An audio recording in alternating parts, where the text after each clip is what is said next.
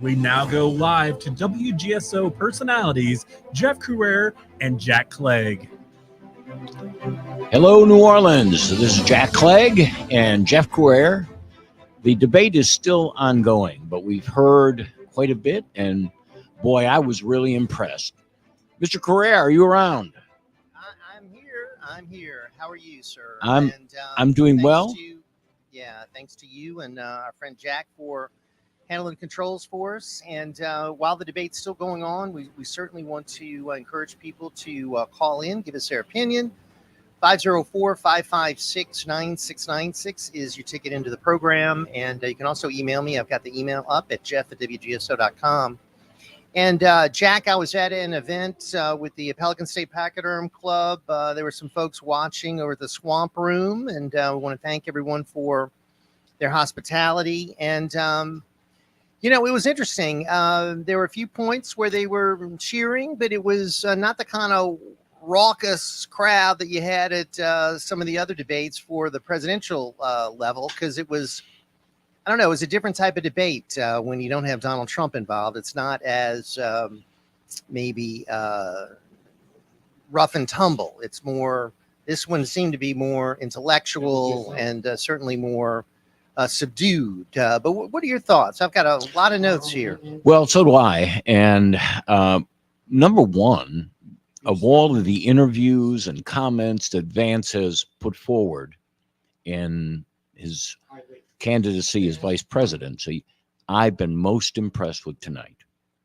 I liked his logical approach of things. I liked his informative approach of things, and I have plenty of notes.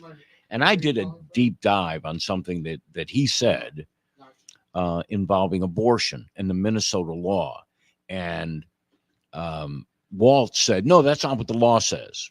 Well, while I was listening and I had my computer on, I went to Minnesota law, the current law that was signed by Waltz. And he was exactly right.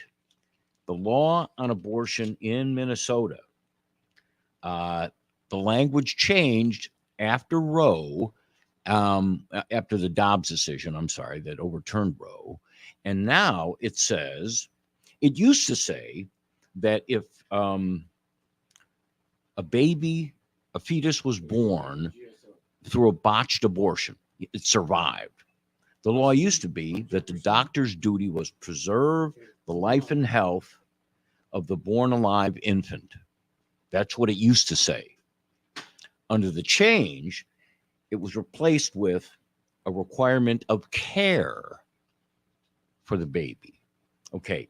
The bill's sponsor, Tina Liebling, that was her name, Tina Liebling, said that this means mere comfort while the baby dies. Yeah. I know it's a little gross to talk about. But when he signed it, Walt signed that bill. Right. He knows what it says. He also knows that there's substantial controversy. Several of the archdioceses in Minnesota wrote scathing reports about it. One of them, the one that I thought was the best written, was the Diocese of Duluth, the capital. And it was dated 8/30/23. So if anybody wants to look at this, and for him to say, no, that's not what the law says. That's not what the law says. Walsh was wrong. Dead wrong. And of course, very few are going to do the deep dive that you did. So he sort of, got away with it, which leads me to what. Well, the question is, will he get away with it tomorrow? Yeah. And here's the deal. We have a left-wing bias media. Sure. And it was on display tonight. And I think it was maybe the worst of the debates as far as bias from these moderators, because you look at the questions that they posed, hitting the candidates, talking about health care, talking about abortion, talking about climate change, talking about, election interference. Right. Every hot button issue that they could possibly think of, gun violence. Add that to it, yes. Every possible issue that they could come up with to help Tim Walz, they did. And I mean, I don't know. I didn't keep a stopwatch. Looked like they gave more time to Walz. And I'll say this about the guy: he's glib. He spouts off his answers. Comes across as some kind of a moderate guy. I wish JD would have shown a little more fire. I wish he would have exposed him as a guy who is a communist. I wish he would have talked about the fact that he's been to Red China 31 times. Well, I did wish you he hear? talked about the fact he wanted to put a ladder over the border wall and give people a chance to cross the border illegally. I mean, there's so many things that this guy has done that are absolutely reprehensible. I mean, I wish he would have talked about his stolen valor. Well, and maybe talked that's about the Tiananmen Square thing for 2 seconds, and the fact he basically he lied about Tiananmen Square, and he got away with it. He just I'm a knucklehead or whatever. I don't think he got away with it at all. I think you know what JD he said? Said you know what, sir? You mean you lied? You mean you lied? No, I don't. Are you admitting you're a liar? Well, maybe I paid wish he would have said more that. attention.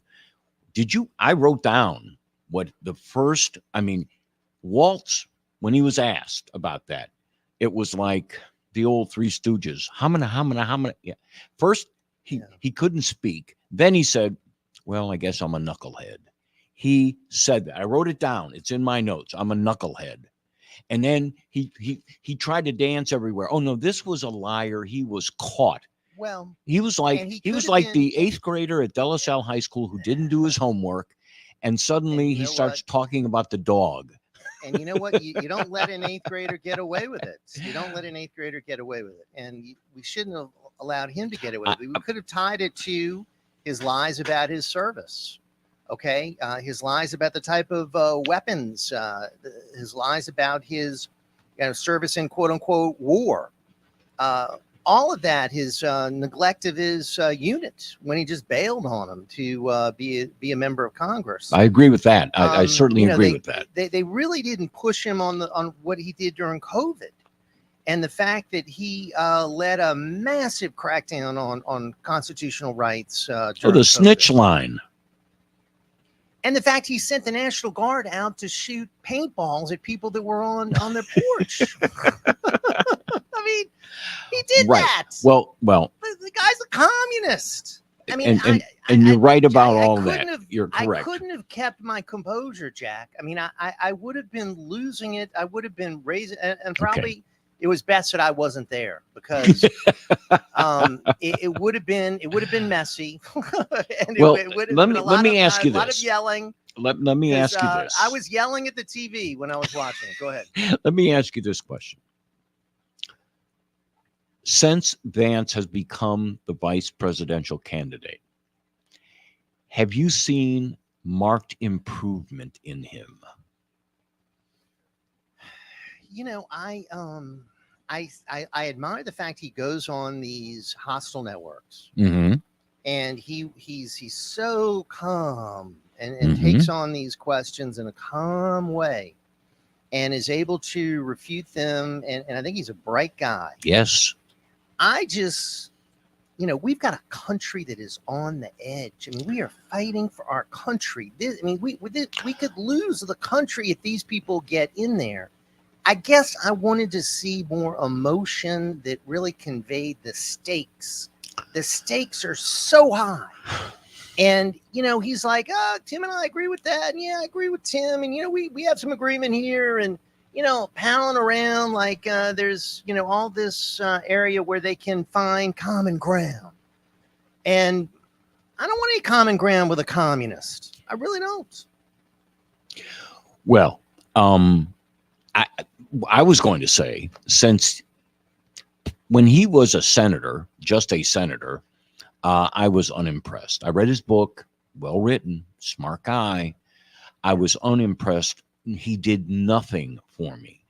I was very surprised. That he was chosen as the running mate. But I have watched him and Trump saw something, and I hope it's what I see. And that is, this guy, when he makes his mind up and when he speaks, I listen. because he makes great sense to me.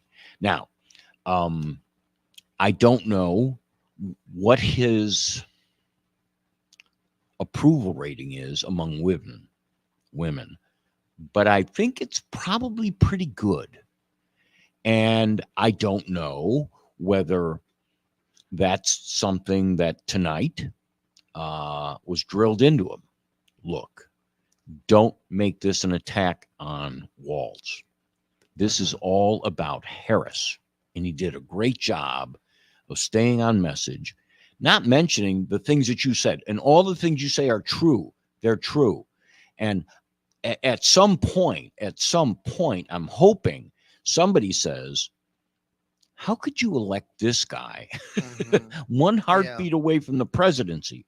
But he did what he was supposed to do by going after Harris. And I thought he did an adequate job of doing that. He focused on Harris as opposed to this guy who came across as sort of, Uncle Tim, crazy Uncle Tim, nice guy, have a beer with him, hang out, and, go a ball game with him, shoot some pool with him. Well, in my view, good time Charlie. But I mean, the guy's a communist. Okay. He's been to communist China 31 times. That should have been brought up a lot. And it really is. I mean, this ticket is the most progressive, liberal, far left ticket in American history. I don't think that was brought up. Well, of course not. Because he talked about some areas that they, find common ground and all this kind of stuff. And I understand he wanted to come across as non-threatening. Maybe it was a pitch to female voters. I think maybe he was trying to tone it down, be sort of non-threatening. Come across as a guy who's reasonable, guy and very mellow. Maybe that was the approach. I endorse Trump. I support Trump. I am glad he's decided to get into politics. He is good for the country. But with Trump in any lineup, the level of testosterone is as high as it ought to be. Okay. And I'm not saying that that Vance lacks it. But what I am saying is that when you get a guy so reasonable who's supportive of Trump, it makes Trump seem more reasonable. Look, this isn't a fight for Trump supporters. And that's sort of what Mike Pence had. Mike exactly, Pence was a guy exactly. Who was this, mellow dude came across as Mr.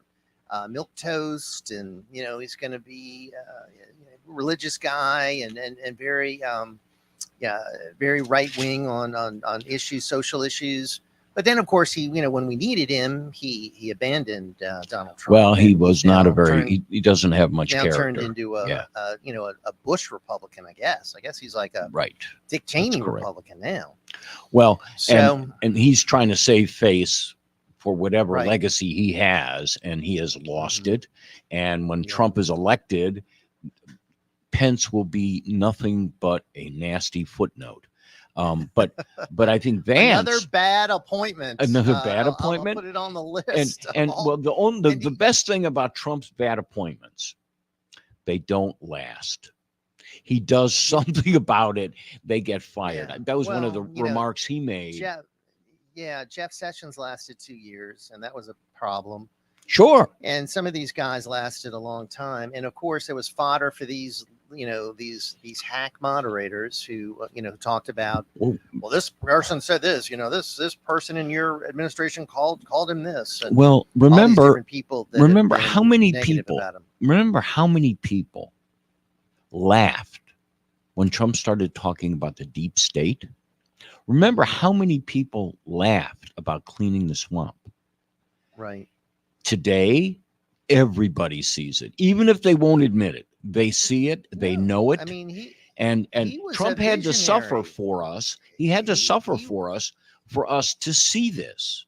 Yeah, and he's still suffering. And he's still he is. Getting and he abused, is. And he's still doing it for us. And you're right. He really was the one who put the spotlight on the media, the fake news. Remember, he called them fake news. Of course. Of course. And he was right about that too. And we know it. We saw the spotlight on the neocons in the party and the rhinos in the Republican Party, and talked about how the Iraq War was a bad decision, and all the different things that now a lot of us in the Republican Party agree, but a few years ago, nobody would have the guts to say it. Well, and absolutely. Or they thought if you said it, you were crazy. You were making it up. Yeah. You were trying to Right. get attention. No, it's real. And now we know, we saw Mark Zuckerberg come to Congress, what, 2 months ago, a month ago, with the statement about how he was pressured to censor conservatives. I mean, these guys who were in the middle of it are now admitting that's what they did. So he was right all that time. And I think the American people, they don't want to believe it. The people who don't like Trump don't want to like anything about Trump. But I wanted to ask you one more thing. He really has been on the cutting edge and so courageous and correct. Continues, and continues to put his life on the line, really, for the American people. I really think he is a unique leader. I had a couple of questions I wanted to ask you. One, go ahead. on the rules tonight. I listened very attentively at the beginning. Okay, we're going to ask a question of governor or senator. He has 2 minutes. The other guy has 2 minutes to reply. Then they have a minute to reply to that and a minute to reply to that. And if in their discretion they want another minute, they have it. When Vance took that last minute in his discretion, it was covered by a question they asked him. He never got to say what he wanted to say. So this happened. So it happened twice. Well, it goes back to my point that the moderators were biased. Walz had a lot more time. They certainly did give J.D. Vance the short end of the stick as far as timing. And you're right, they did cut into him, and then when they gave him time, they threw out another question. Sure. But the whole lineup of questions was so left wing. I mean, it was so left wing. What is your Gun best violence example? Give me the best example of abortion. how they took what should have been a good question and turned it into a radical left question. Because I have one great example. Well, I mean, they certainly did that. I'm just thinking the gun to the climate. Well, they turned the hurricane. That's the one. They turned the hurricane, which should have been an indictment of the horrific response. Where's FEMA of this administration? Yes. Of the fact that they weren't on the job. It should have been an indictment of their horrendous leadership. When instead it turned out to be, oh, this is just another example of climate change. And you Republicans, That's oh my exactly gosh, right. you don't believe in climate change. You're Neanderthals. Here, these storms are evidence of climate change. When, of course, the biggest storm of all time, Camille, happened in 1969. That was almost 60 years ago. Yes.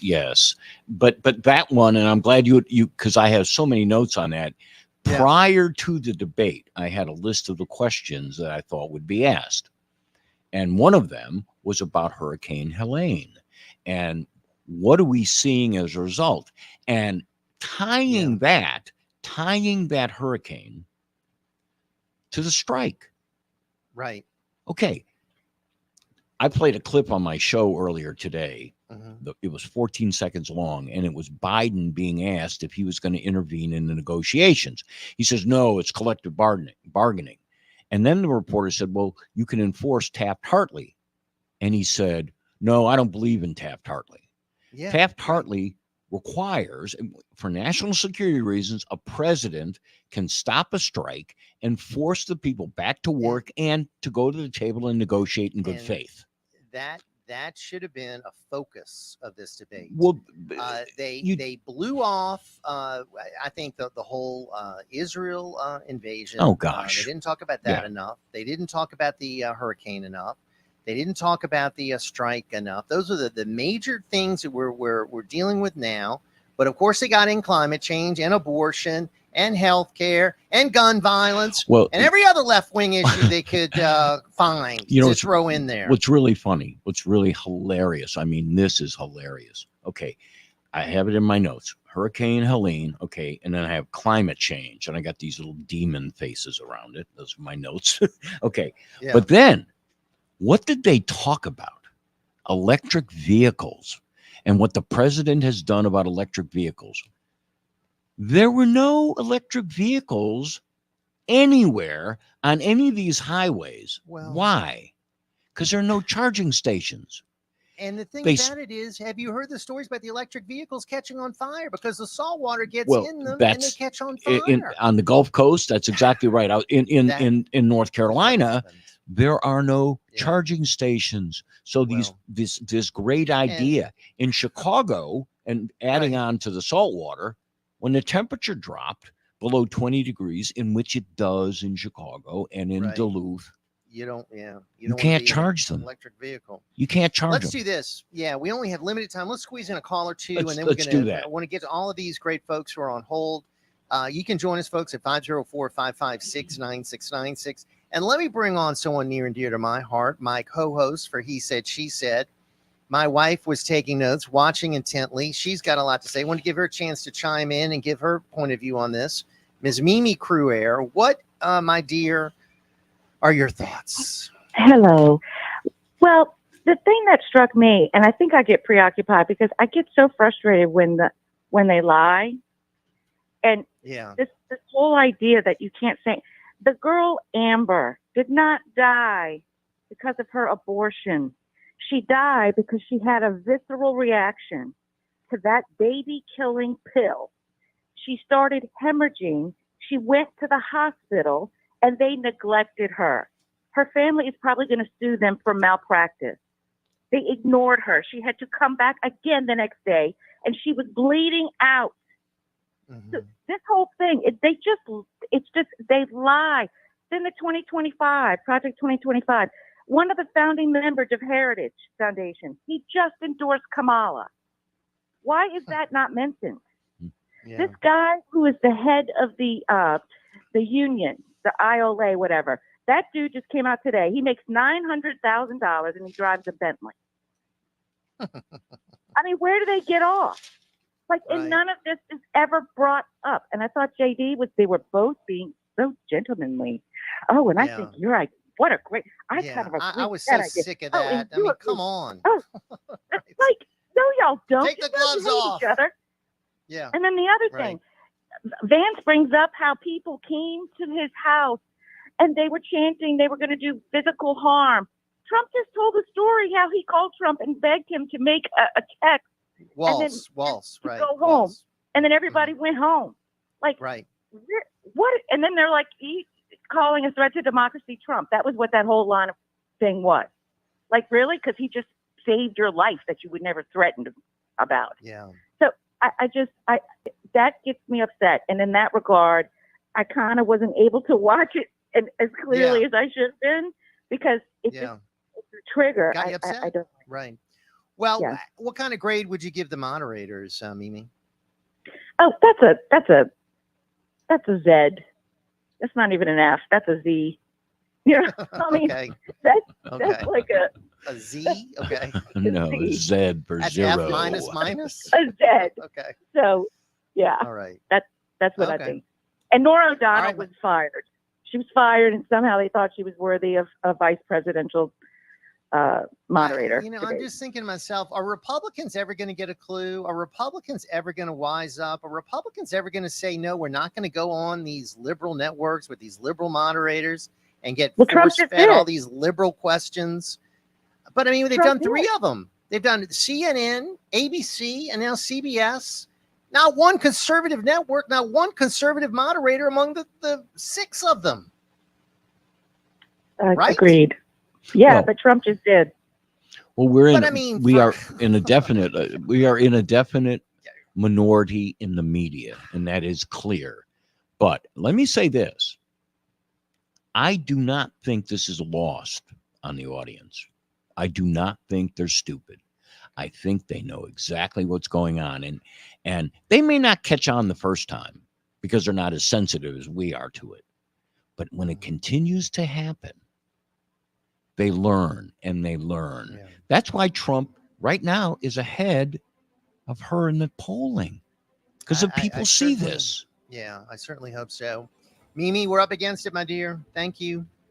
Thank y'all. Bye, me. And thanks for your perspective. All right, got a full call board. We want to get to everybody, but we got to take care of some business because, of course, we got business to take care of. And it's a pleasure being with our friend Jack CLEGG here for our third post-debate analysis show.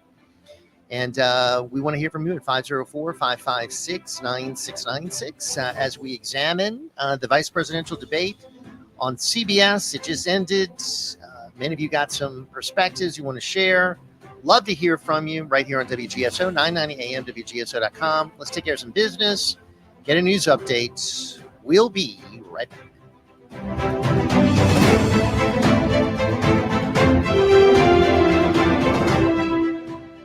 It's Jeff Cruere. Listen to Ringside Politics weekdays, 7 to 9 in the morning and 6 to 7 in the evening, right here on WGSO 990 AM, New Orleans.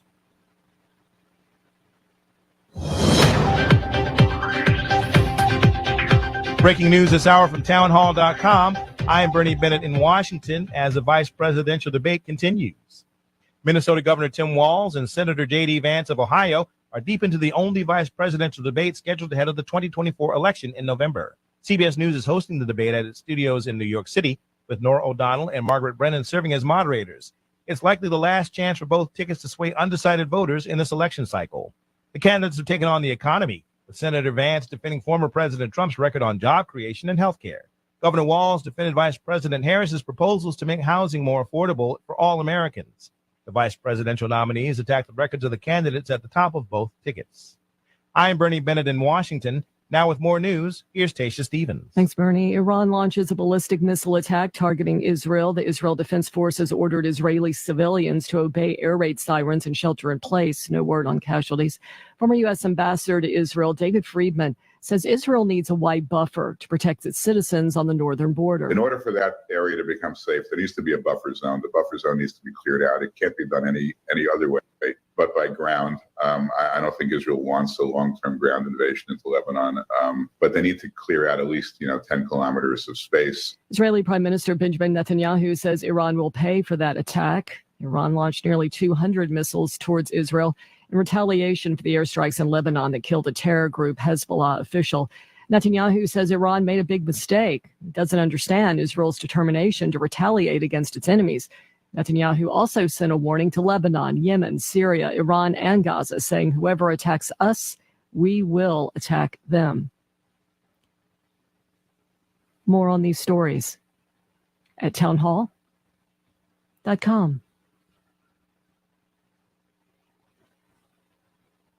If something costs less, but people are happier with it, that sounds like something to look into, and that is MediShare. And maybe you've heard switching to MediShare to pay for healthcare can save many families up to $500 a month, and that's huge. But it's also true people are way more satisfied after making the switch too. The member satisfaction rate for MediShare is double that of the typical health insurance plan. Double. MediShare works, too. It's been around for 30 years. Members have shared more than $5 billion of each other's bills.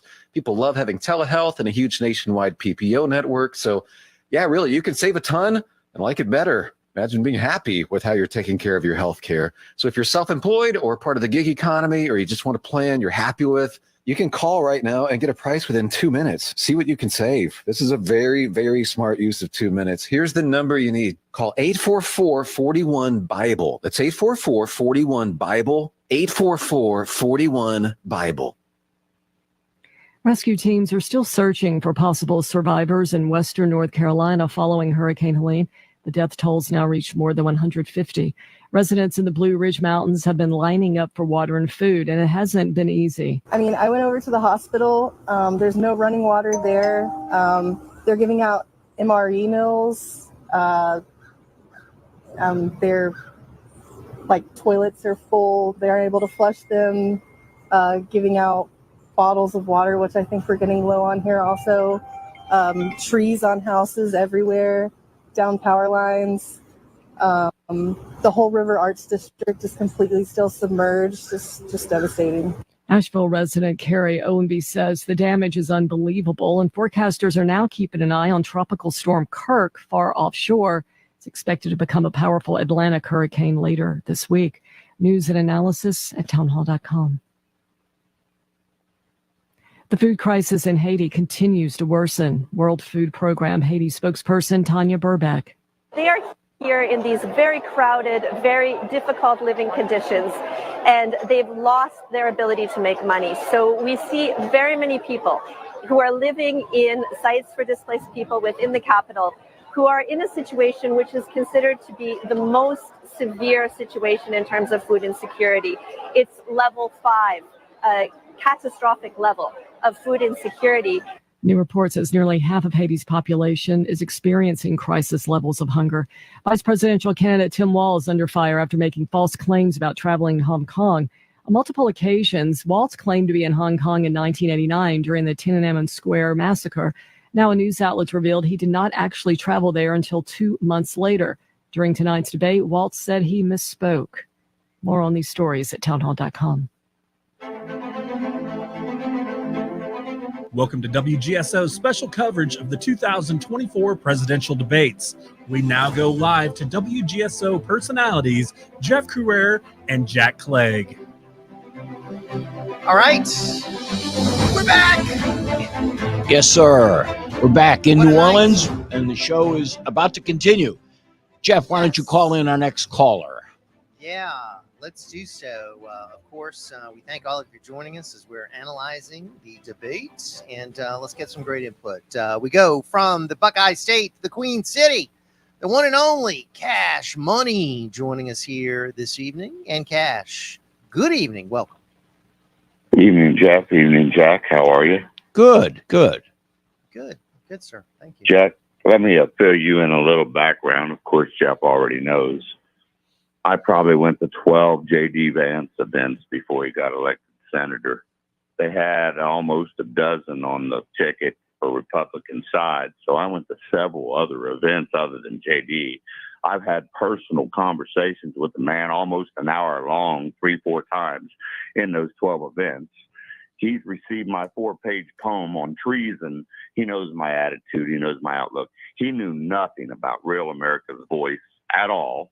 I introduced him to Jeff and had him on the air within a week. He was quite impressed. And neither Jeff nor I have heard from the man live on air since those events a couple of years ago. Is that correct, Jeff?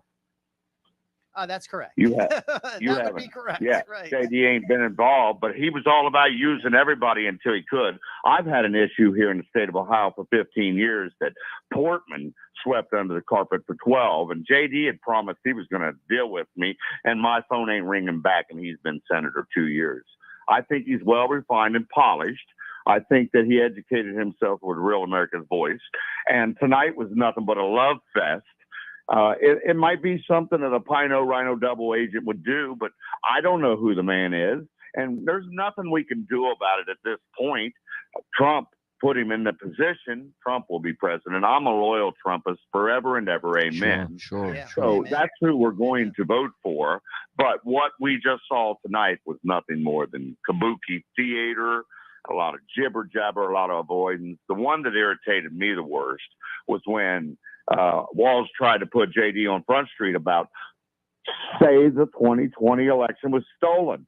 And what did JD sound like? You were talking on air when this was happening, but JD was pretty much sounding like the left wing media. Let's move beyond that. Let's move past that. Let me let all the politicians of this land know that for the last 20 years, everything's been stolen and you're all treasonous fools. And it's all going to come out eventually, all the way back to Hillary smashing her darn emails. So tonight didn't really make a difference to the hurricane. Was there a victims. winner in your mind, Cash Money? Was there a winner? Other than the American people getting to see a little bit of more truth of the kabuki theater, and we just don't know who to trust anywhere. That's why I love my solution. It says we the people. And if you had to ask us all instantaneously, imagine the whole country watching that debate, sitting with a legitimate device in their hand as a registered voter in America. And you asked us all, and we stopped the nonsense. I'm not saying let us all make the rules. We hire people of intelligence to do things that are intelligent. But when people that are normal, like I'm nobody, but if I see the writing on the wall, you're idiots and you're just manipulating our system and you're wasting our money and you keep writing checks and ain't nobody accountable for nothing. Well, we need that tomorrow. How do we get that tomorrow? I really think we need to start planning for what we're going to do on the 5th when they flat out just steal it from us and be big bullies. That's the concern. That's the concern. I share your worries. All right. Well, you laid it out, my friend. Cash Money, before you go, Cash. Yes, and sir. You were listening while the show was going on, and I wish I could have listened. I didn't. All right. When they were discussing the election and whether it was stolen or not, did anybody mention the 700,000? I'm going to repeat. No. 700,000 voters that were taken off the rolls in North Carolina to demonstrate that while there may not have been evidence, which was something that the moderator said there wasn't any evidence, most of the cases were dismissed without taking any evidence. Correct.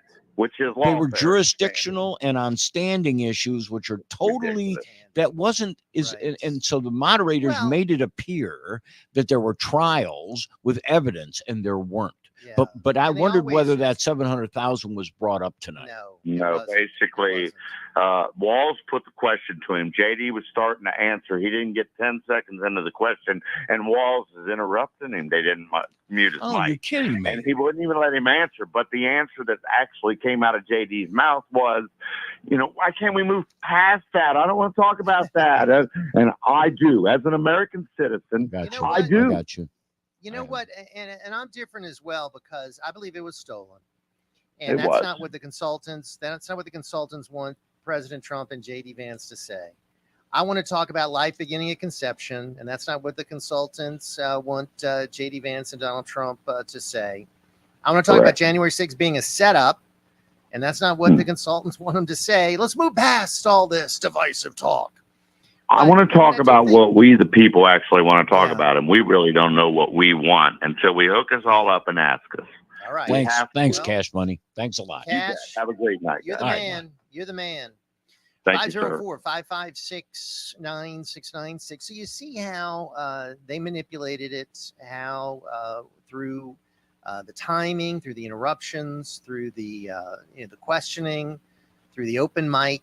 It was skewed in his direction. Now, of course, I'm reading some commentary online from some conservatives who think that, JD Vance did great and Walls was terrible and crumbled under pressure and was called himself a knucklehead. That's what I have that written with my little stars around it because, and that should follow him for the rest of his political career. Yeah. Do you want? He's got so many Tampon Timmy, Tanneman Timmy. Now Knucklehead Timmy, right? It's that, and he's the one that said it. It's his word, and his word rather, and I think he deserves it. He didn't want to say, "I made it up to seem important," because that's the truth. That's what he did.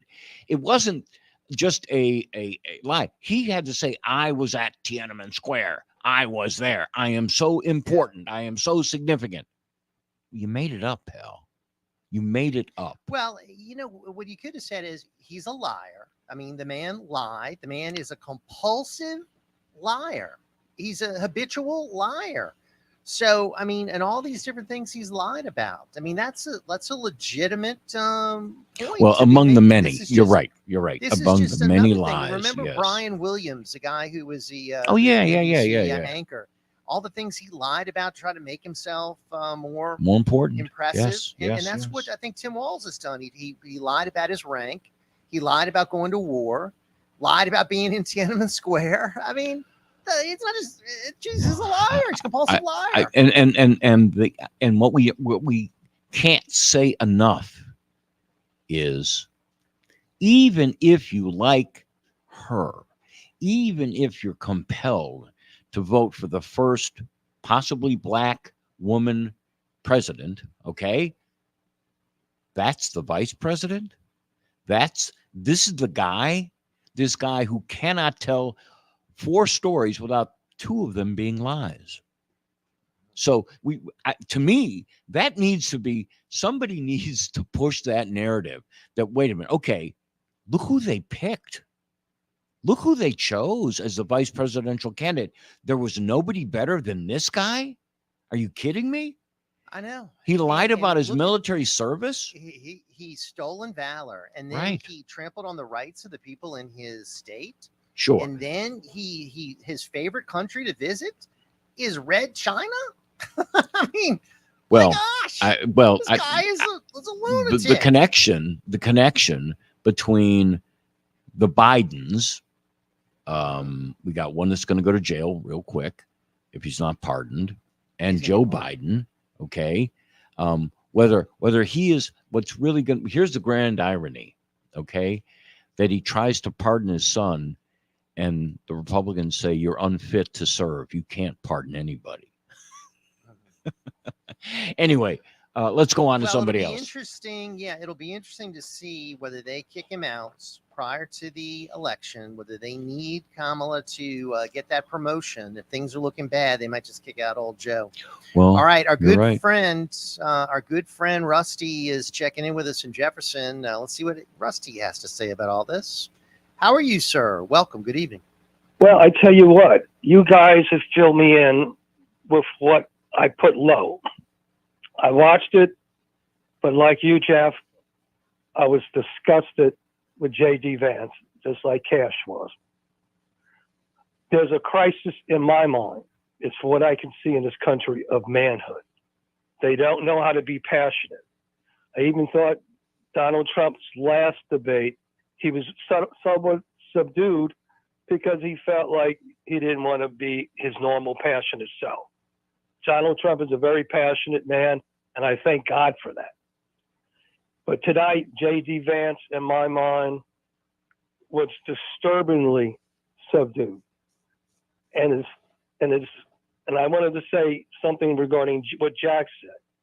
Jack, we're in a crisis world right now. An academic study on all this stuff is not going to do it to pull us out of this hole. It seems like you're looking for 2 people who could sit down there and talk intellectually while the ship goes down. And you're giving the media much too much credit for thinking they're going to be fair. When I talked to you earlier today, you were basically thinking, well, I hope they ask them about something about the strike. These people are not interested in truth. Well, what I was trying to do was point out what would be the bar that they should meet. The bar they should meet, they should have asked about the strike. They should have asked about the hurricane. They shouldn't have asked those questions with an embedded question on the hurricane, about climate change. Right. So, and I agree with that. And when we talked earlier, I agree with all, particularly the hurricane and the strike. But you're approaching this academically while the ship is going down. Our country's on the verge of losing itself. And how else would you approach it? Well, I wouldn't sit down there and keep telling the guy who's helping to bring this ship down, that is Waltz, that he agreed with him every so often, as he did. He kept telling him to Waltz. And when you guys, do you think that resulted in Walz? More people were going to vote for Walz now because of what, not Walz, but Harris Walz, because of what Vance said? Yeah, I think that Vance was giving him much too much credit. These people, like Jeff has said, are so extreme. They're preposterous. They're about to bring us into another world if they win in the next 4 years that we won't recognize if it's still a constitutional government. Didn't, and this is just me, I didn't sense the urgency. I didn't sense the extreme danger that we're in. No. I didn't sense the exposure of the radicalism that this guy represents. It was about, common ground, and, we can agree, and we can agree to disagree here. And, that's an interesting point, but let me tell you this. And it was just a very sort of very academic approach, Yes. very, very high-minded. And I think a lot of people on the conservative side think he did very well. Maybe I'm in the minority. I like passion. I like emotion. I like going after somebody who's a danger to our country, and he just didn't do it for me. He didn't do it for Especially me. at this hour, Jeff. I mean, you just don't want to be passionate for the sake of being passionate. But Donald Trump recognizes the danger that's in this country. You hear that at his rallies. You hear it all the time. I love hearing them because he's expressing what so many of us are feeling. And with J.D. Vance, I never knew anything about J.D. Vance, and Cash just filled me in. Yeah. But he made me think that Cash probably knows this man very well, because this man seems so subdued. He thinks that we got more time. We got 100 years to work these problems out, J.D. Vance. Right, yeah. And I'm we thinking, know it's like crisis. It's like what, DEFCON 5, right? Right. And I'm sitting down there, and you told me you spoke over the air, and you said if you would have been there, you would have lost it. Well, you would have done better than me, because I had to turn it off for 75% of the time. Every once in a while, I say, let me try it again. Let me put it on again. And the same thing was being repeated. A subdued J.D. Vance. And I could see these two media personalities were trying to be condescending to one and belittling. And I felt like I can't handle this. I said, I hope Jack and Jeff fills me in, because I missed them. By the way, it's DEFCON 1. DEFCON 1 is the extreme state of emergency, and that's where we are. We're at DEFCON 1. But yeah, those moderators, Nora O'Donnell, just sort of makes me sick to my stomach, and the other woman, Margaret Brennan. I can never watch those Sunday. I don't know if you watch them, Rusty, or you watch them, Jack, the Sunday shows. Mm-hmm. I used to be a guy who used to get excited about Sunday watching the Sunday shows. I mean, I used to love. Mm-hmm. Now I can't. Well, I watched O'Donnell. I watched O'Donnell do an interview with Pope Francis, and I was hoping that she had the courage to ask Pope Francis about what, in my view, has decimated the Roman Catholic Church, and that was the scandals that took place involving men of the church and young boys. Right. And we don't have to go in great detail, but we know that has destroyed the Catholic Church. And when the Catholics started going down, other churches did as well. Church attendance is down worldwide. Okay. And now they're hoping to get young people back, young people who may not know what they did. All right. Nora O'Donnell did the interview. It was softball after softball on the issue. Yeah. And she seemed satisfied with his answers.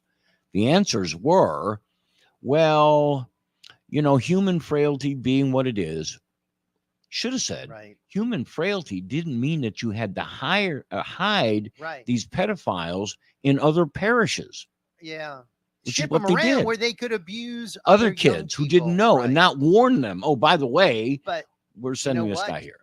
Jack, if she would have been interviewing a conservative Catholic leader, someone who was maybe a lay person, a critic of the Pope, she would tore into him, like she would tear into J.D. Vance or Donald Trump and give softballs to Joe Biden and Tim Walz and Kamala Harris. Right. So anyway, on her, those were her true colors. And if anybody wants to know, you can go on YouTube and find some of the portions of it.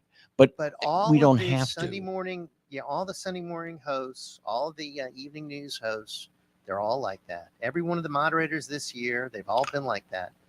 So I keep hoping one day the Republican Party will wake up and say, no, we're not going to do this. We're not going to do it. Yeah. All right. Rusty, thank you, my friend. 5 more seconds. I'm sure glad is Trump running and not J.D. Vance at the head of the ticket. That's all I wanted to say. I hear you. No, there's nobody like Trump. There's nobody like Trump. Thank you, sir. He's class to himself. I mean, he's so far superior to anybody we've seen. I mean, in my opinion, I'm a big fan. No, and you're right. Yeah. But I don't want us being representatives of the conservative media. I don't want us slamming somebody because they're not Trump. Trump, as you just have said, is unique. Trump is passionate. Now, this is a really significant point. The vice president is not supposed to steal the thunder from the president. Okay. Yeah. I don't think Pence had the ability to. I think Vance is a lot smarter. Yeah. And I think he could, but he doesn't. Look, he was so prepared tonight, particularly on that abortion issue. Oh my gosh. He knocked that one out of the ballpark. And I was thinking as they were spending all the time on abortion, and they spent a lot of time on abortion. Right. I'm thinking, why wouldn't they spend this kind of time on the economy? Why weren't they spending this kind of time on the border? Why weren't they spending this kind of time on foreign policy, Ukraine? What is the way? Israel, What is the way? What is the only way? What is the only way Kamala Harris can win? By getting women. No. Stealing. Well, okay. Stealing. Well, then we can't stop that. I can't stop. We cannot stop that. A legitimate vote, Jack. You know she loses. Come on. You know she loses. Legitimate vote, she loses. She's toast. Well, legitimate vote. But the point I was trying to make is that Waltz doesn't outshine her, and Vance's job is not to outshine Trump. Well, and I'll tell you, they take that job seriously. Is a glib, and he throws out a lot of nonsense. And he comes off. He's a quick liar, and I can see why he's been elected all these times and as governor. I mean, he's just such a liar. And if he's not called on it, he just sort of glides through. Well, and I think where the moderators, of course, didn't, and JD gave him, I think, a lot of opportunities that he shouldn't have. And during the break, we were talking about one of the most prolific governors in Louisiana. Did he lie?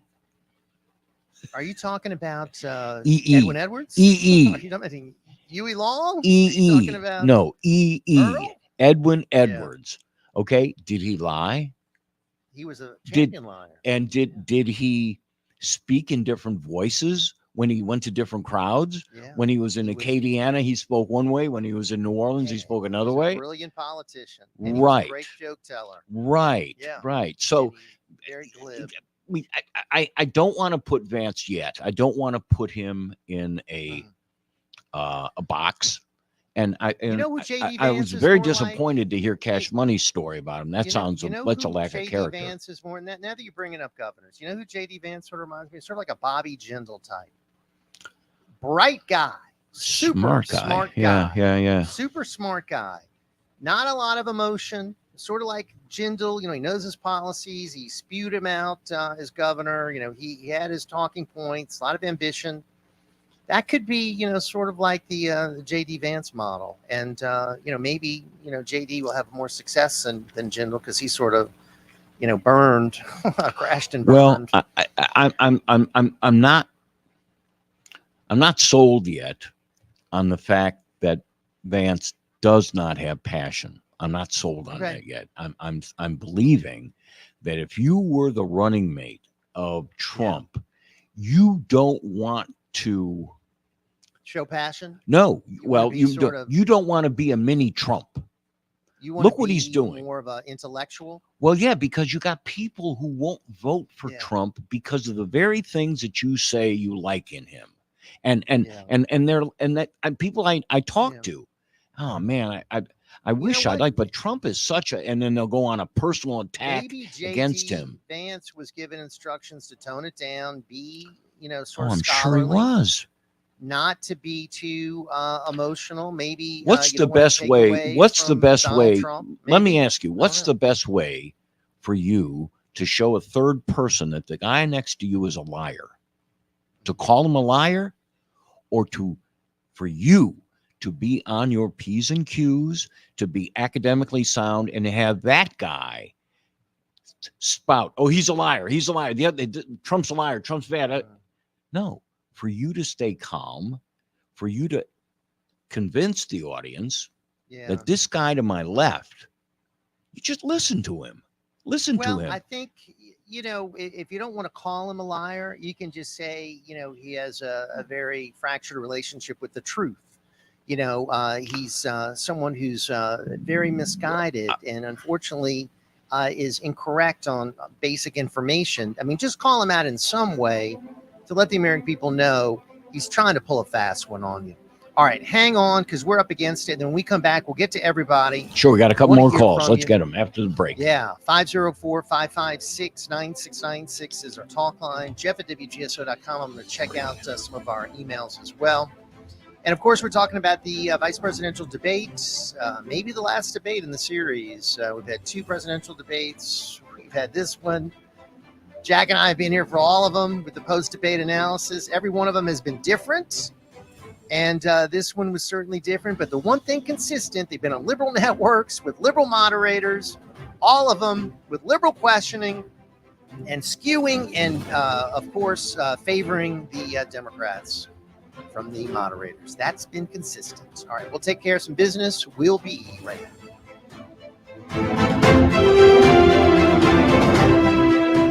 Louisiana Radio Network, I'm Colleen Crane. As of this morning, union dock workers are on strike, and if it lasts a week, it could cost nearly $3.8 billion, according to industry estimates. UNO economics professor Walter Lane says the fallout would likely impact multiple sectors of the economy, with consumers seeing higher prices and fewer available products. There's a lot of spillover effects, not things that would make the strike lengthen, but certainly will have the ripple effects in the economy that makes it affect a lot of people.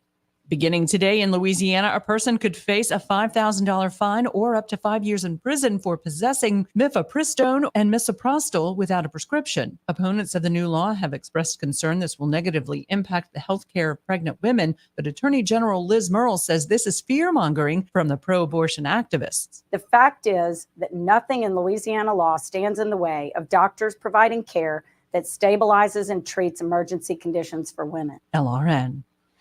Tiger fans, are you looking for the latest news on all things LSU? Then Tiger Rag Magazine is your go-to source. Whether you pick up the magazine or browse over to the website, Tiger Rag Magazine provides you with the most up-to-date information on all the sports, university, and recruiting news that matters to you. Find it at your local newsstand or online at TigerRag.com. Here we go. Let's face it, we all know that the recruiting scene at LSU can get a little wild. Don't fret. Now more than ever, Tiger Rag Magazine is staying ahead of the game when it comes to name, image, likeness regulations. Thanks to our Tiger Rag Magazine experts and analysts, we can help you understand what it means to LSU and how you can stay informed on this rapidly changing landscape. Plus, our website makes it easy for fans to get their hands on all the information they need about LSU athletics. Get your subscriptions today. So if you're looking for in-depth coverage of everything LSU, look no further than Tiger Rag Magazine. Available on newsstands or online, TigerRag.com. Hi, I'm Peyton Manning, and I'm partnering with the American Red Cross this year to tackle blood shortages. Giving blood's important because every 2 seconds, someone actually needs blood, and unfortunately, only like 3% of the U.S. population donates. So we have to step up to give and to make sure there's plenty of blood available for those in need. Visit redcrossblood.org to get in the game and make an appointment to give. Join me, BJ Rust, every Saturday night for the Something to Say radio show on WGSO 990 AM and streaming live on WGSO.com. When the time came, I knew I had to find a place where Mom would be safe and active while still feeling independent. A place that was close to all of us and everything she needed. Locally owned and operated in the heart of Gonzales, I found Francois Ben's Senior Living. They specialize in independent and assisted living and memory care. Call 225-647-BEND for more information on our special pre-leasing offers. Francois Ben Senior Living. Experience life as it should be. The 16th annual Oak Street Po' Boy Fest, presented by Tony Sacheries, will be held on Sunday, October 27th from 10 a.m. to 6 p.m. 40 food vendors will serve up incredible versions of the city's iconic sandwich, along with a VIP area, art market, history panel, and a kids zone run by School of Rock. Live music on multiple stages will feature Shantytown Underground, Nell and Bell, Mia Borders, Dim Roots, Eric Johansson, the Po' Boy Fest Brass Band, River Eckert, and many more. Please visit po'boyfest.com for more information. Hi, I'm Huck. And this is Dave. Please join us on Liberty or Lockdown on Thursdays at 5 p.m. Be there. Hi, I'm William Wallace. You can hear me live on Tuesday nights at 5 o'clock here on WGSO, or see what I have to say on Facebook at William Wallace for America.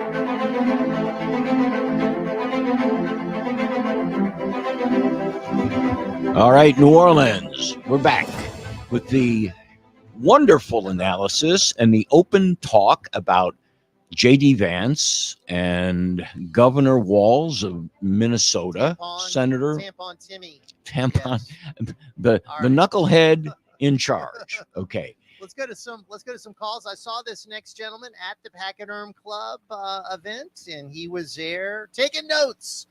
Matthew in Metairie is with us. Hey, Matthew, how are you? Good evening. I'm doing well. So, Jeff, if J.D. Vance had taken your approach, Donald Trump would lose the election. He's got a problem already with female voters because they think he's mean. And J.D. Vance apparently has a reputation I don't think he deserves for having a temper. But nonetheless, for some bizarre reason, people who yell and scream are not considered presidential, I guess. This is information I'm getting from a secret female source. J.D. Vance. Is that your wife? Is that your wife you're talking about? I'm not going to reveal. Is that Mrs. Matthew? Okay. All right. That is not Mrs. Oil, man. Gentlemen never discuss their sources. Gentlemen never discuss that. Right. Absolutely right, Jeff. I understand what you're saying. J.D. Vance, I'm not blew it disagreeing. on the I'm not climate disagreeing. change thing. He admitted it's a possibility instead of just coming right out and saying it's a hoax. I don't like that. It is a hoax. So he blew it on that. The economic arguments, when he went after the supposed experts, that was a home run because as a person who works in the bottom of the ship, right above the keel, throwing the coal into the furnaces of the economic engines of the United States, I can tell you, we've been treated like crap. We've watched as our jobs have been exported and told that the jobs of the future will be arriving, and they never arrive. The problem, Matthew, is I have so much disdain for these people. I have so much anger toward these people. They've lied and they've destroyed the country that I couldn't have done what he did. And I think maybe you're right that he did something in such a gentlemanly way and friendly and was something that was the right approach. I'm just saying I couldn't have done it. I couldn't have done that. And, I couldn't have been honest with myself and done it because I'm just too angry at them. I think they're too radical. I think they're too dangerous. There's no common ground with these people, okay? They're just the nice people on television keep telling us they are normal and we are the weirdos. We are the radicals. And we go on their networks and we give them all this honor and prestige by appearing on their networks. They take and it going and because doing their they own debates. Well, They don't own it. Maybe if this the is party if said you we're were not doing it, they wouldn't do it. let me ask this question. Let me ask this. Then we would never hear from the Republican Party. Let me ask this hypothetical question. There are plenty of people that don't like these networks, Matthew, if and they're you- turning off all I these know that. networks every day. I wish they would. Gentlemen, the numbers for these gentlemen. networks are down every day, Matthew. Okay. Every day. What we're Go ahead. talking about, hold on, we're talking about J.D. Vance, okay? And if you were a consultant for J.D. Vance, would you tell him that our goal tonight is to make Harris questionable? That's a goal. Number one, we don't want people voting for Harris. How will we do that? Should you act like a deplorable? Will that help you get votes away from Harris? And the answer is no. How can you define a deplorable? Well, someone who is a little bit out of control, and he was not. He was in full control of his faculties, and I was impressed by that because he had I was two people against him who had skirts on, and he had a guy who puts tampons in boys' bathrooms. Okay, Right. so And you know what? He could have made that point in a very scholarly, in a very normal way, without yelling and screaming. I don't think that point was ever brought up. That this man No, has it wasn't. forced But I do have a fact check. tampons in boys' I bathrooms. do have a fact check The for. radicalism of him was not exposed. Go ahead, Matthew, and then I we got to do go. have- We got some other people we got to get to. Go ahead. A fact check for Tim Waltz. He said that Minnesota had the lowest teen pregnancy rate. That is not true. Massachusetts does, but that's because about half the population of Massachusetts is gay. Okay. All right. Talk to you later, Matthew. All right. Matthew and Metairie, thank you, sir. 504-556-9696 if you want to chime in. Let's go to the Hoosier State, the great state of Indiana. And we say hello to our friend Mark. Join in the conversation. What's happening, Mark? How are you? Good evening. I'm doing pretty good, Jeff. How you doing, Jack? I'm well. How are you, Mark? Hey. I'm doing well, but I got to agree with Jeff, and I got to agree with Cash Money and Rusty. Okay. J.D. Vance didn't exhibit control tonight. He is controlled. He is more like a veteran of Washington, D.C. than most of them, okay? He reminded me of Mike Johnson, okay? He is a politician being trained by Mitch McConnell and his ilk and controlled by those same people. When they booed Mitch McConnell at the DNC and he grinned, that possum turtle grin of his, he knew he had placed his guy in the Trump orbit, just like Mike Pence was placed there. Wait and see, okay? He was weak, okay? He was too agreeable, okay? He was too respectable to this communist lying sack of crap. He let him look moderate. He let him look like he let him appear to be just what he wanted to appear to be. And J.D. Vance didn't do anything for me. He's a plant, okay, of the deep state. He's going to be there to stab Trump in the back in the end. And that's what I got from him. I had hope. With J.D. Vance after, seeing him in a few interviews and stuff. But tonight just brought me back to that same inevitable answer. He has been controlled by the Rhino establishment and put there as a spook for the CIA and whoever else in the hell is running our country and the world right now. This is war. Thank you. All right. That's Mark from Indiana. Thank you, sir. Appreciate it. And appreciate you sharing with us. Wow. So Mark's got some passionate opinions about it. That's for sure. And I hope and pray that's not the case. I mean, I hope and pray we don't have another Mike Pence. I do think, he's got a different background. Pence, I think he's more evangelical, more of a social conservative. JD, my hope was it coming from Ohio, from middle class upbringing, can really speak for the common man, for those who have been, and he did make that point a few times. He came from humble upbringing and can relate to people that are in need. That's what I wanted to see from him, relate to people that are in need. And he did make that point a few times during the debate. Well, this term has been bandied about this year quite a bit, and it's the American dream. Okay? Right. Who, of all the four people there, the vice presidential candidate, Republican, Democrat, president, who's the American dream? Well, I mean,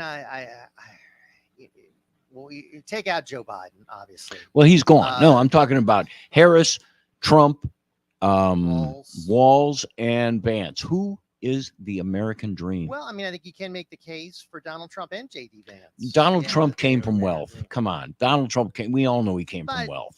Okay. He came from but some wealth, but he built himself out much bigger than what he was gotten. Okay. He That's was that. And given that's $1 billion, and that's not okay. true. I don't mean to demean what Trump did, but the American dream is someone who starts off low and goes high. Okay.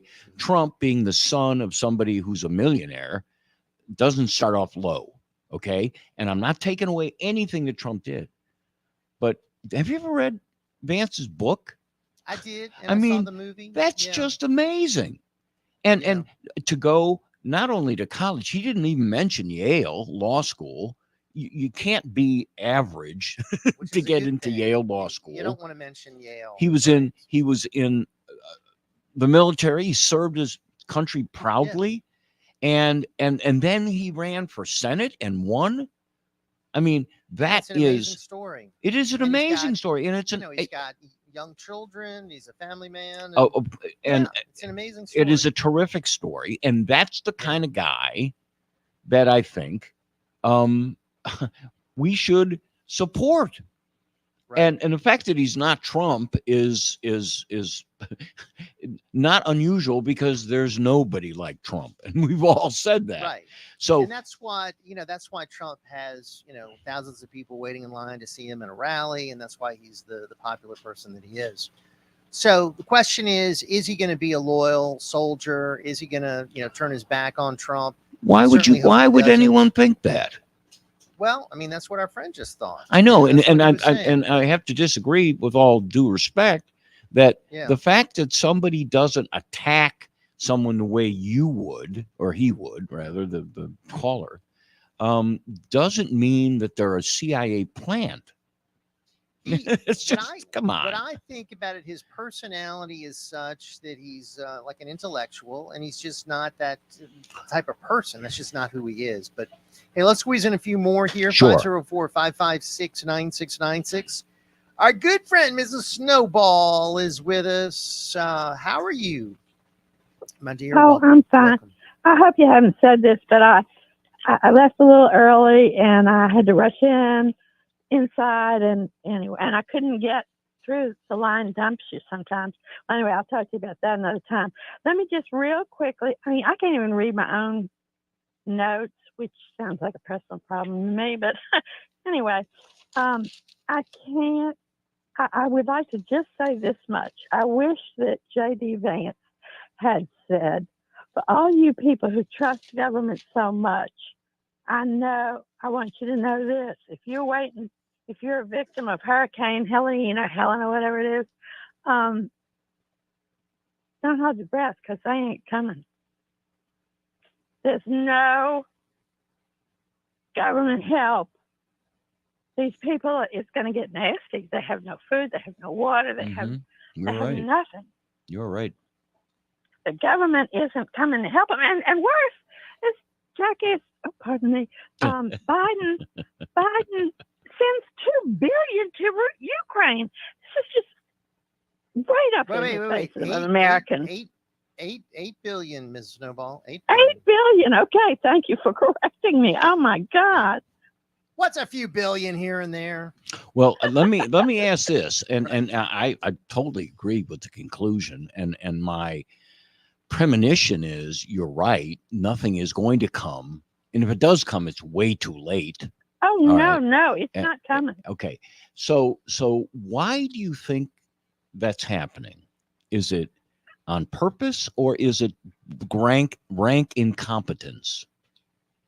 Well, it's all the above, but communism never succeeds. It always fails. Government always fails. It's always, with our country, been volunteerism that and another thing too, we don't take from the rich and give to the poor, like I heard in that debate.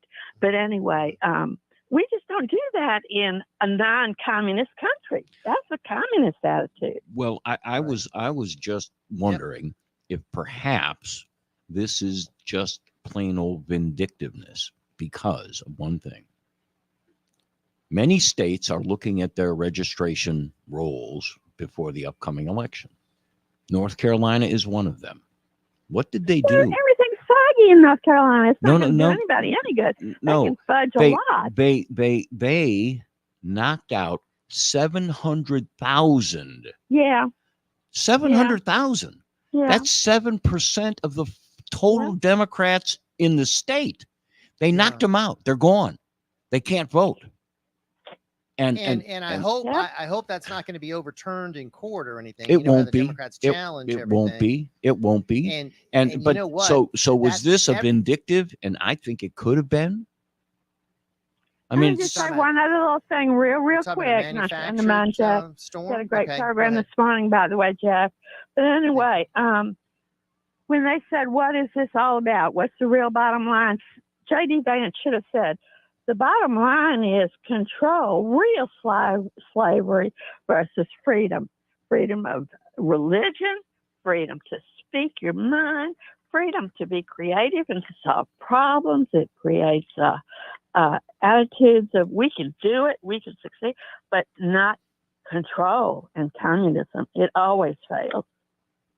Amen. Well said. Well said. You're well 100% done. right. Well done. Yeah. All right.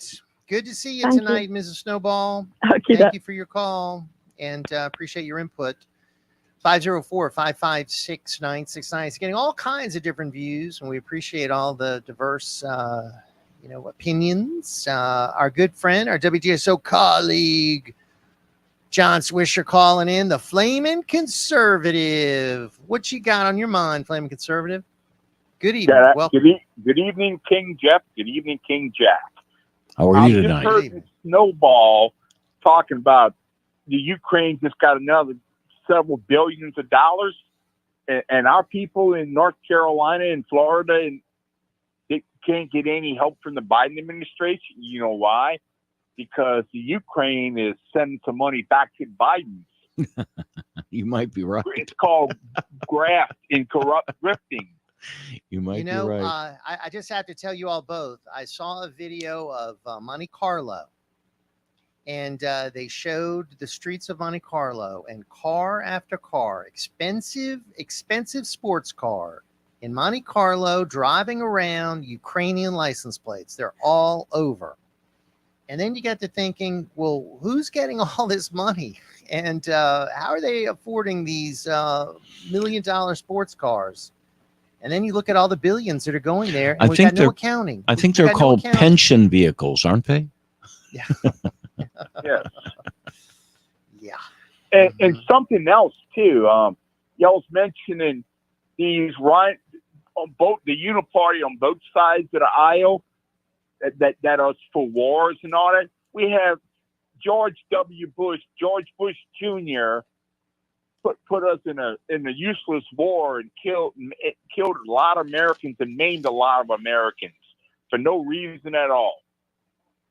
We didn't need to do anything. I just wrote a column about this, Flaming Conservative, that we lost in Iraq and Afghanistan over 7,000 American service members.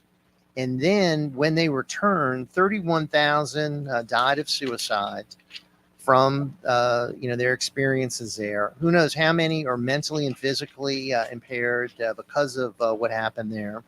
And we have spent, the total is going to be between $4 and $6 trillion on our wars in Afghanistan and Iraq. And that's what these neocons want to do. They want to send our wealth, our treasure to all over the world, and they don't want to take care of the needs of our own people, such as our border, our homeless vets, our Americans that can't achieve the American dream that we were talking about. They want to ship it overseas and give our money everywhere else, but spend it on the American people. And it's a tragedy. That's why they're trying to take Trump out.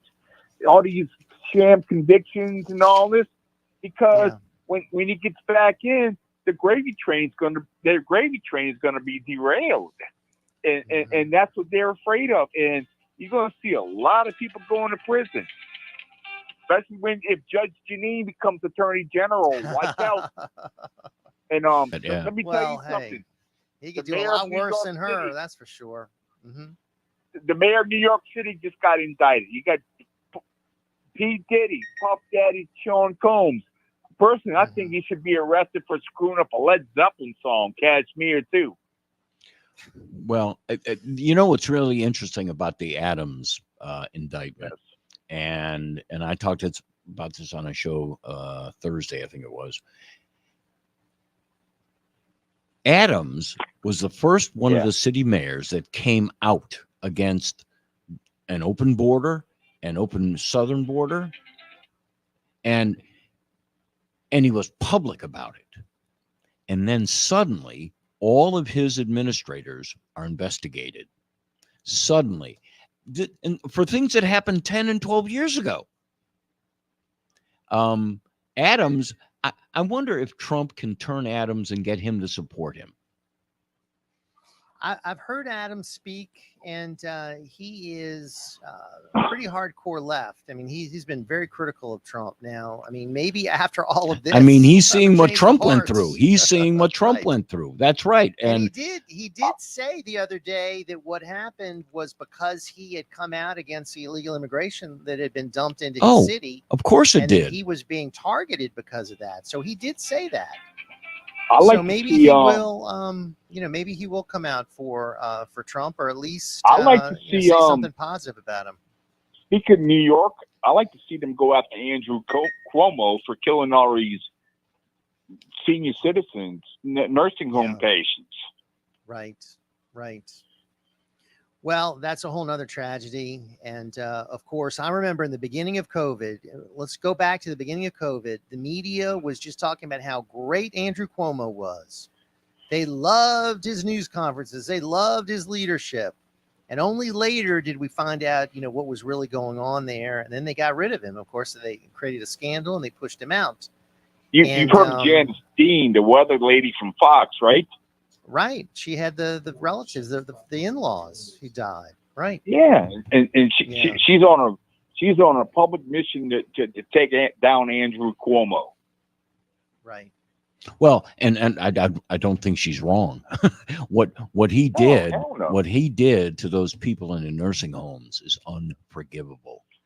Right. And now he wants to run for mayor of New York City if Adams gets thrown out of office. Well, this guy shouldn't even be turd catcher. But that's and his brother's another liar, lied about COVID and what he did during COVID, and of course he got kicked out of CNN, and now he's on another network, and he's trying to be more pro-Trump now to get an audience, but I think he's a fraud too. That's Chris Cuomo. But absolutely right. All right, my friend. Well, hey, good night, John. Conservative, appreciate you. I will call you tomorrow morning with Doug. All right, thank you, sir. All right, that's CF Flaming Conservative, and we got about 2 minutes left. Jack, time for some final comments about this interesting evening. Hello. Yes. My final comment is, yes, sir. Let me say this once. The Democrats, when they listen to Harris and Waltz, are not as precise in their criticism of Waltz. They want them to win.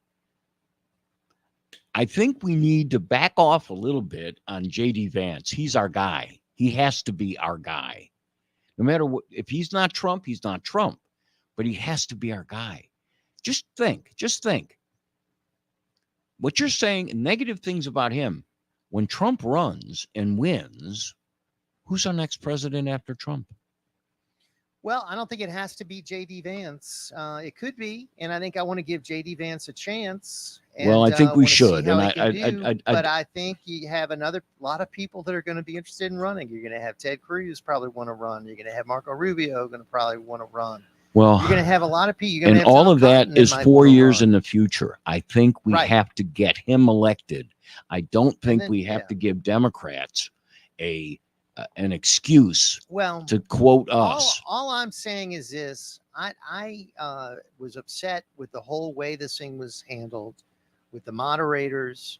J.D. Vance is a bright guy. I think he knows the issues. His approach was probably strategic and probably helped. I just wanted to see more condemnation because I just think this team that we're running against is just so dangerous.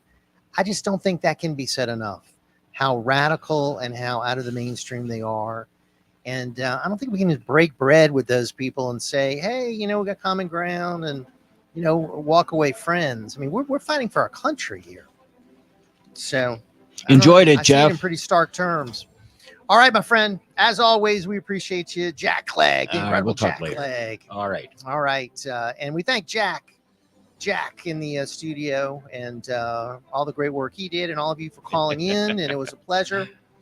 We're going to, of course, now